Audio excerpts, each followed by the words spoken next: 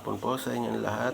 Ang ating recipe ngayon ay pork bistek na Tagalog with balat ng baka.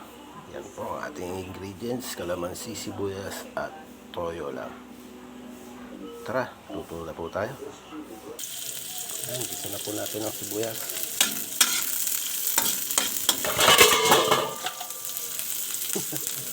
Nahulog yung kawali.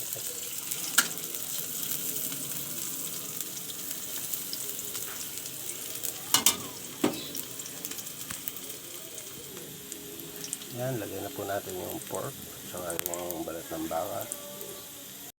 Lagyan natin ng broth.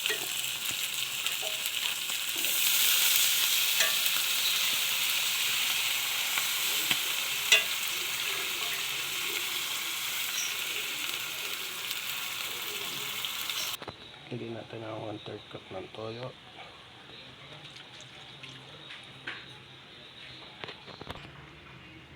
Lagyan na rin natin kalamansi.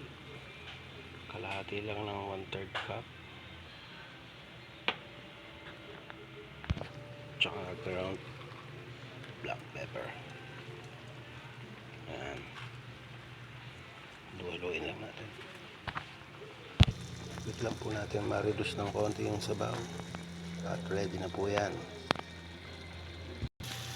Yan po, medyo lumalapot na po siya.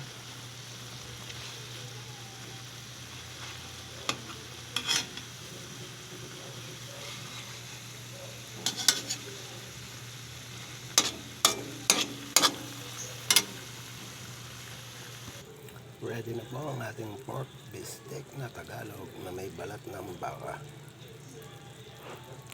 Yan po ang aking pork steak na may balat ng baka. Thanks for watching po.